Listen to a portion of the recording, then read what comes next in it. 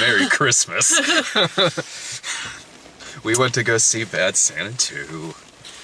It was pretty bad, Santa.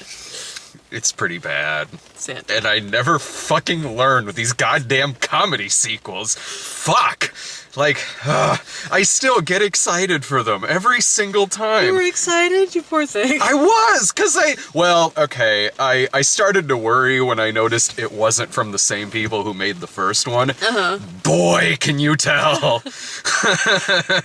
This movie, I love the first one. I really love the first one, so... Like a jackass, every time there's a sequel coming out to a comedy that I like, I'm always like, sweet, more! And then I'm fucked 98% of the time. And that's this movie. So I know I've seen the first Bad Santa at some point in my life, but it's been a while enough ago that I'll remember like the broad strokes. That he's like a bank robber who befriends an 8-year-old kid and like kind of makes him see the error of his ways, but not so much. This movie is not that. No. This movie is not remotely heartwarming, and I don't know if it was on purpose that it was not remotely heartwarming or not, but it was just basically people screaming racial epithets at each other, and the movie's... that's about it. Pretty much. The movie is... It's made by... Sorry about the rain. How dare you?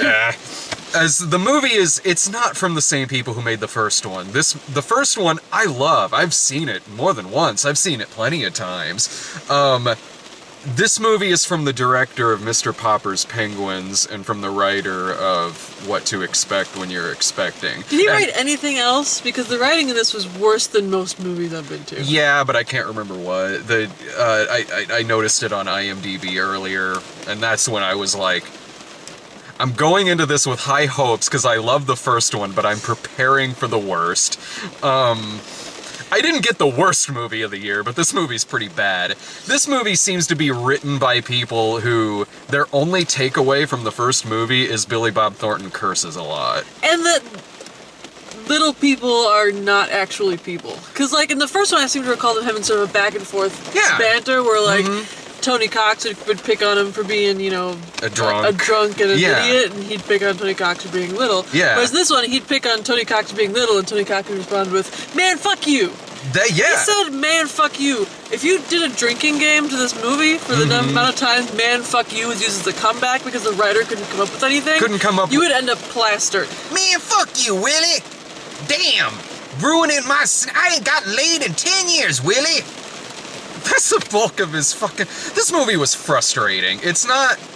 The first one... You're right. The first one did have, like, as vulgar and, like, as it is, and very raunchy and R-rated, it did have, like, a twisted kind of heart to it. Yeah. Like, it did. Like, it had some level of empathy to all of the debauchery that was going on, and that made it kind of endearing. Like, Willie and Thurman and Lauren Graham and Cloris Leachman have this sort of dysfunctional family type thing going on in it, and that worked. It was really funny. This is... This movie hated everyone in it. No, it did, and... Like, about every 15 minutes, maybe it got a chuckle out of me. It did, because I love Billy Bob Thornton, and Billy Bob Thornton drunkenly cursing. He's so good at it. So there were a few times in the movie where I was kind of like, like that. I laughed one time in this movie, and it was the very, very beginning, when he's hilariously attempting to kill himself. Yeah. So he writes a suicide note. Leave my body parts to science, except for my dick, which you should leave in my hand. Hilarious. And then he turns the oven on and sticks his head in, and then you go to the inside shot, and it's his head, and you see like the electrical coils start to glow, and he's like, "Oh, God damn it!" And just pulls his head back out. You laughed when that made me laugh. You laughed, and I did too, when the toast popped out of his head. Yeah, he tried to hang himself with the toaster, and then the toast popped out, and there was still toast in it. That was the only time, though, because both of those two things happened in the first 5 minutes of the movie. About every 15 minutes, he would say something dirty, and I just love Billy Bob Thornton, so, like, about every 15 minutes, it would get a light chuckle out of me. It probably wasn't even that good of a joke, because honestly, I can't remember We it. were like, he said butts. Probably, because goddamn, he is really good at playing this kind of character. The movie was frustrating to me because the first one is such a competent movie. It's a good-looking film. The script is solid. This movie's directed like a Tyler Perry film. Yeah. And it's hard for me to put into words how phoned in every single aspect of this movie is without comparing it to like first like Single Moms Club Yeah. level. You're right. Like, and it's all into because this movie is far raunchier than a Tyler Perry movie, but it just looks like one. It looks awful and it sounds awful and everyone's just like reading their lines off of a script. So it's not Yeah. just like, it's not one aspect, it's like a shitstorm of bad. Yeah, and it ends at this chase in a Santa convention, which I could easily see happening in a Tyler Perry movie or in Jingle All the Way, like something like that. Like that, this movie shouldn't look like that, and it's annoying because I can see these characters in this situation working in a better written, aside from the first movie, because I do kind of like Kathy Bates in this. I don't think she gives a bad performance, and I could see this character working perfectly in a much better written movie than this. This is terribly written. Yeah, Kathy Bates is doing her damnedest. She really And is. Christina Hendricks was also doing her damnedest to like make the lines that they were reading sound like they're coming out of the mouth of an actual person. Yeah, But like Tony Cox and Billy Bob Thornton, it's like they're reading out of a phone book. yeah, and exactly, because it's like I said earlier, the fact that this just seems like it's written by somebody who their takeaway is that they just cursed a lot in the first one. Yeah. And that's it. So they make them cuss a lot, and they throw in references to the first one quite a bit. Like they explain why Lauren Graham's not in it anymore, and that's pretty much why Christina Hendricks is in this. And as much as I liked him in the first movie, this movie, which is already not very good, comes to a screeching halt every time Thurman is on screen. Poor old Thurman. Like, the relationship between him and Billy Bob Thornton was like kind of Charming and heartwarming in the first movie Yeah. because it's an 8-year-old child. But then this is now a 21-year-old man who it turns out is on the autism spectrum, which is why he hasn't aged or developed as a character at all. He comes across like a serial killer in this film. He does. And he's like all weirdly shiny and a very, very obvious wig. Yeah. And he's like, he's not interacting with most of the characters from most of this movie. He's just like, then cut to him wandering the streets of Chicago. Willie? Are you Willie? Are you Willie? Can I try riding the bicycle now? It seems like it's there to just really pad this movie out to 90 minutes, because it's only 90 minutes. To just pad it out to 90 minutes and do what we saw in the first movie between his character and Billy Bob Thornton's character, only badly and awkward. Because again, it just feels like this kid should be playing Gacy in a movie, not whatever the fuck I'm watching right now. I think that's a very apt description of most of the aspects of this movie, is like the first one, but badly and awkward. Yeah, because they do double crosses at the end, pretty much the same way they did in the first one. But badly and awkward. And then Christina Hendricks' character is sort of like the badly and awkward of Laura Graham's character, because Lauren Graham, is, I guess, in a relationship with Billy Bob in the first one because she's got like a Santa fetish, and so they end up in that sort of dysfunctional relationship, whereas Christina Hendricks ends up in a dysfunctional relationship with him because he offers her sex. Because reasons, like... Because, well, she used to be an alcoholic, and it made her like a wildcat in bed, and he's like, how about you wildcat in bed with me? And she's like, no, okay. And they just like start fucking in an alley. Yeah, like I'm not Badly and awkwardly. It is, because I'm not buying it in this movie. No. I bought it in the first movie between him and Lauren Graham. They had other shit to talk about. They had like...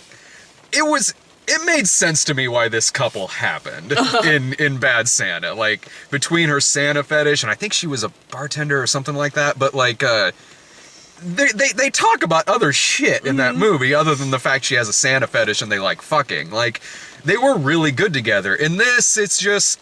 She runs a successful children's charity. She's a put-together woman, and then she just starts fucking him in an alley.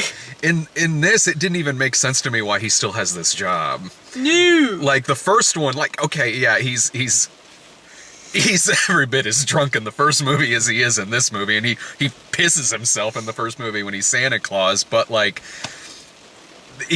there were consequences to all that shit in the first movie, and then like it made sense when they kept going with their plan in the first movie because the Bernie Mac character was blackmailing them. In this, I don't know why he still has this job other than the movie wouldn't exist if he got fired. The movie wouldn't let him get fired. She tried firing him at one point, and he's like, come on. And she's like, well, okay. I liked the security guard lady. She was, in that I liked her performance. I hated her performance. Oh, did you? Well, I think she had the worst lines out of all of them, because she had to say shit like, you know, I am a high-class lady, and I expect high-class accoutrements. A.E. lobster and all the trimmings. Are you prepared to give those things to me? Tony Cox is like, I sure am, you big, beautiful, sexy piece of woman. And she's like, well, okay. Then off we go. I admired her confidence.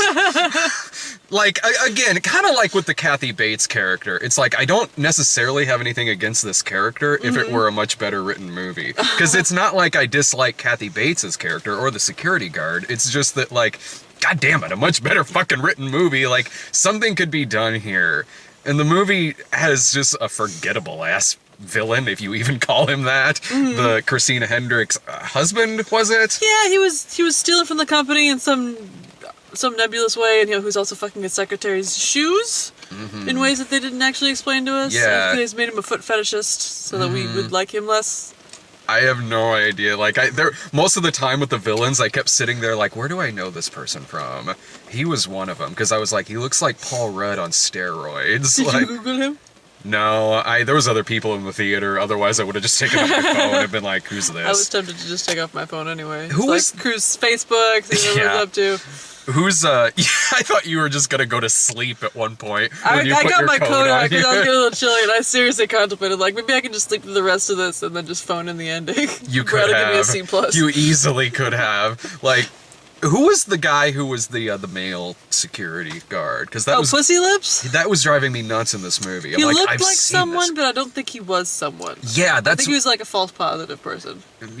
Yeah, I was like, is this like is this a stand-up comedian? I reckon he was reminding me of like Fisher Stevens from like 20 or 30 years ago. But I know it's not him. The vamp while I Google. Crap. I don't know what else to say about this fucking movie. Like, if this was a standalone movie, I still wouldn't like it. But the times that I did chuckle in this movie were way more than like Hot Tub Time Machine 2 or Zoolander 2, which I thought were much worse movies than this. At least at least I can get a kick out of seeing Billy Bob Thornton do his thing. So every now and then I would lightly chuckle. Like, it was never really out loud or anything like that. If this were a standalone movie, I would probably say something like, well, okay, if it's on Netflix, maybe you'll get something out of it. Maybe you'll laugh more than I did. But given that there's a far superior film with these characters, the first Bad Santa, just skip this movie. There's no reason to see it. If you love the first movie, this is just going to make you depressed, and it's going to make you frustrated. If you don't like the first movie, I don't know why you're watching this. That was me. It was me that was that. No, I didn't mind the first one. I spent the entire time thinking, like, why am I here? The first movie wasn't my kind of movie, and this is a worse, more awkward version of the first movie. His name is Jeff Scowron, and he was in Law and Order a bunch of times, so probably you just recognize him from something off of that. I don't really watch Law and Order. He was also in on Kroll Show. Okay. Something called Greg and Donnie, NCIS, The Berg. Yeah, just like TV procedurals as random guy. Yeah. Yeah, he just seemed really familiar to me, but well, I do know why you're here, because I knew Dave really liked the first one. So I said to Dave when we were at whatever the fuck the last movie was we were at, probably Space Jam. I said to Dave, I was like, you like Bad Santa, do you want to see the second one? And then he goes like, I do, but Sarah hasn't been anything in a while. Why don't you ask her? Like, Fucking, are you serious? dead serious. Okay, well, he's in trouble. Because his ass would have enjoyed this movie, probably. I don't think so. No. He He would have enjoyed swearing about this movie. Yeah, he This would movie have. swears the way that Dave swears when he's flustered, which is at weird random spots in the middle of sentences. Fucking pussy lips. God damn it. Fucking yeah, fuck, just fuck. just watch him talk about Batman v Superman. Halfway through it, I think he goes, fuck. Yeah, Batman v Superman. That's fuck. That's what it was called. He would have. He probably would have come out of this like probably saying what we're saying about it. Like I'm sure he might have chuckled a few more times than you did, maybe, but I still don't think he would have liked it. I'll tell you what, next ridiculous kids movie, if Allison can't go, take Dave. Allison and I are going to try to see Sing on Saturday morning because they're doing a free screening of it. Like, as much as that movie's been touted, I think that it's probably going to be okay. It's, you know what, honestly, yeah, it's probably going to be fine. I'm just sick of all the goddamn advertisements for it. I'll probably feel the same way about it that I do most other Illumination movies, which is like, it's fine, I just hate their fucking advertising. Should we talk previews? Yeah, totally. Final thought, I hated this movie. It's probably not going to be very good. on my bottom 10 list this year. It's not going to be on mine, but it's not good. It's just, we walked out of the theater and I was just like, that was depressing. It was super depressing. And I don't know, like, it's just a hateful fucking movie. Like, I don't mind bad, but this movie was hateful. The Bye-Bye Man. That's a me and Brian movie. That looks terrible. The Bye-Bye Man. They say that you can tell what a society is currently afraid of by what they have in their horror media, whether it's like books or movies or TV. And according to the previews that we got this time around, the thing that we as a society are afraid of are manipulative hooded figures. Yes. And mental illness. It looks like werewolves. It looks like the ghost in this movie is the main character from Beastly. Like, this looks awful. Like, you can tell I got in this trailer a lot because as soon as the first frame popped up in it, I was next to you and just was like, ugh! It's like the Babadook, maybe? No. I wish. I love that horror movie. movies. Yeah, Bye-Bye Man looks awful. I tried watching the Babadook, but it was too scary. It's very scary. It was too scary for me. The Bye-Bye Man looks less scary. It looks significantly less It's a scary. whole lot of like, don't say it, don't say it, don't think it, don't say it, don't think it, don't say it, don't think it. It's impossible for me not to do that. I keep seeing this trailer all the fucking time. I'm thinking about the Bye-Bye Man. Can't help it. John Wick Chapter 2. Fuck yeah, John Wick 2. Was the first one good? Hell yes. Okay. It was so good. Is it like he's doing an accent in this movie? Because he didn't really sound like himself. He sounded like he did in the first movie. Maybe I just haven't seen him in anything in a really long time. No, he just does like his gruff Keanu Reeves action movie voice. It's the first one is like it's 90 minutes of Keanu Reeves being badass and shooting people in the head. It's amazing, and this looks like more of that. So I'm excited. Fair enough. I think that the longer you go without seeing a particular actor, the more you expect them to sound like a stereotype of themselves. Oh, so okay. I expect them to be like, dude, what? I'm Wick, bro. That's a completely different John Wick movie. I'd watch it. Office Christmas Party. Okay. I think that looks really funny. Yeah, I'm honestly. kind of excited for it. I mean, it looks a little embarrassing, but I'm fine with that because it's T.J. Miller who fucking pulls that shit off with aplomb. Yeah. And it's like, it's that kind of nihilistic embarrassing where it's like, yeah, fucking burn the earth and salt it so nothing grows there. It's a shenanigans movie. Yeah. I love shenanigans Like, movies. if everything goes terrible and nothing turns out right, I'm fine with it in this movie because Me too. that's the kind of tone that it sets. I'm totally down with it. Like I've laughed quite a bit at the trailers for this movie, so I love me a shenanigans movie. So Yes. I'm down for, and I really like T.J. Miller a lot, so I'm cool with it.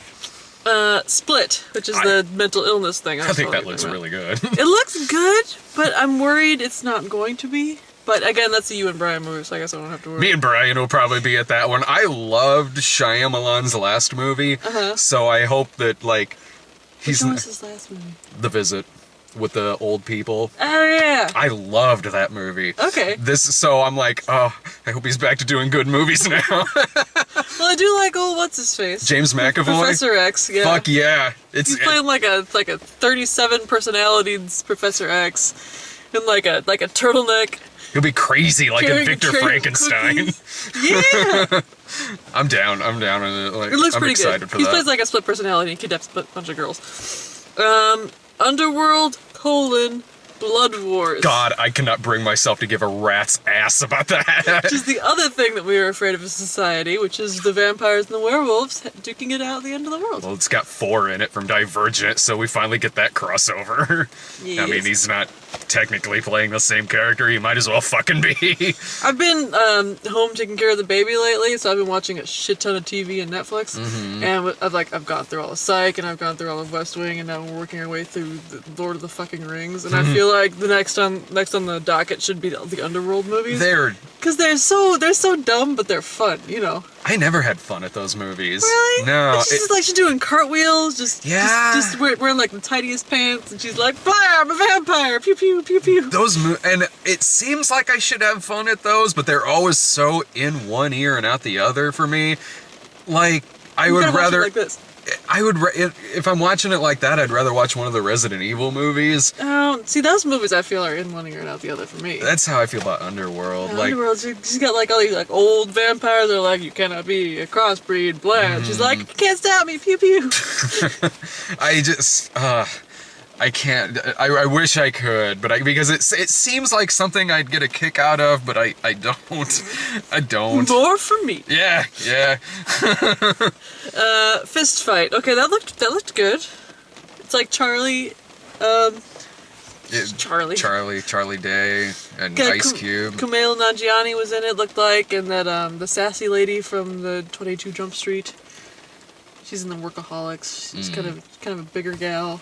Is that the 911 operator scene in Fist Fight? At the end when he calls 911. No, she's the blonde one that's Oh! trying to like walk into Okay. like, take a punch and then fall over like a That's possum. right. Yeah. She's funny. I like her. It looks like a better version of Big Bully with Rick Moranis and Tom Arnold. Having never seen that movie, I'm inclined to agree with you. It's not very good. This is like teachers are gonna fight on the last day of school, and I'm kind of hoping it just turns out to be like the bloodbath battle royale sort of thing. Yeah, if it's just really fucking bloody, right on. I don't know, it might be fine.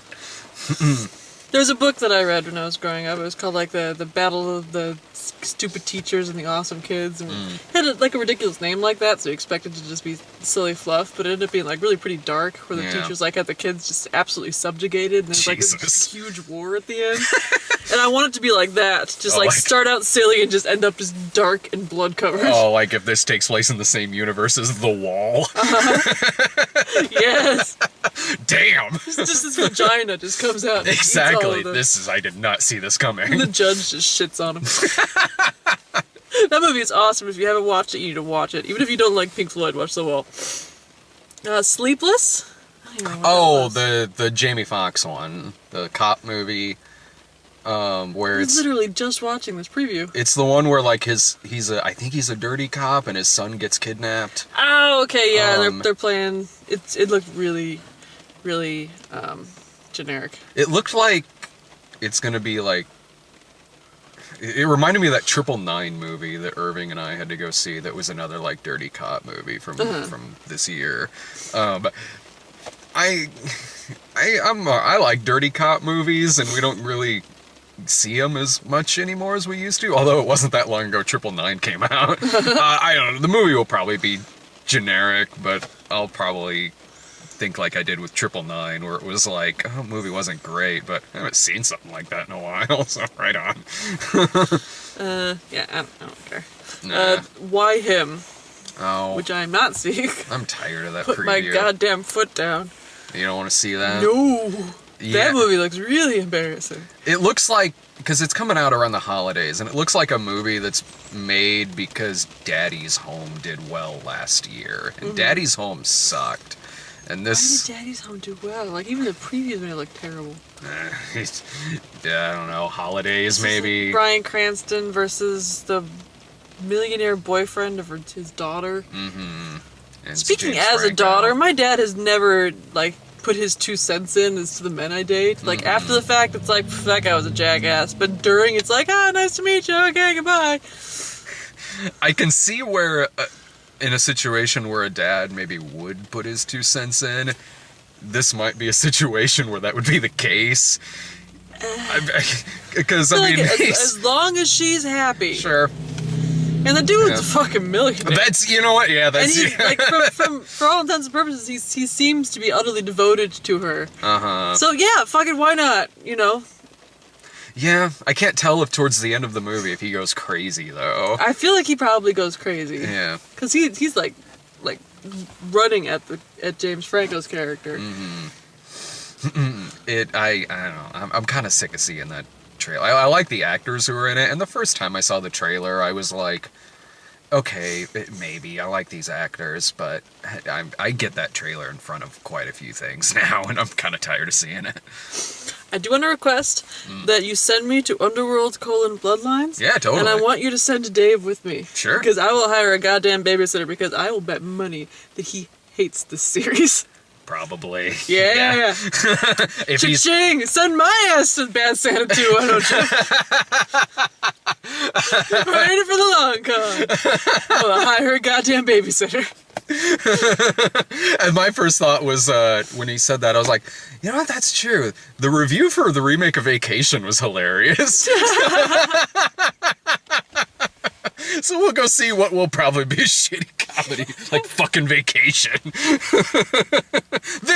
thought Bad Santa 2 was better than the remake of Vacation. I'd put it in the same fucking shitty ass comedy tier. They're both shitty comedies, but I will say because Vacation made me laugh more than this movie did. Because I laughed a couple times at Chevy Chase's character. Remember when he was Febrezing the bedclothes? I was angrier at Vacation, and I laughed more in this, which isn't saying much because I didn't laugh all that much, but I wasn't nearly as mad at this movie as I was at Vacation. I was, even through the parts that I kind of chuckled at a little bit, I never gave a shit. I was like, I don't care where this movie's going. I just hope it gets there soon. I wasn't mad at Vacation because I didn't grow up on the original. And I feel like at least in Vacation, the characters were innately likable. You need to go back and rewatch that review because past Sarah was plenty mad at Vacation. I wouldn't call myself, like, livid, though. Like, maybe not, like, 50 Shades of Black mad, where you were kicking the seat Okay, in so front this movie is better than 50 Shades of Black. I'll give it that. Yeah, it's, good lord, yes. That movie's going on my worst list.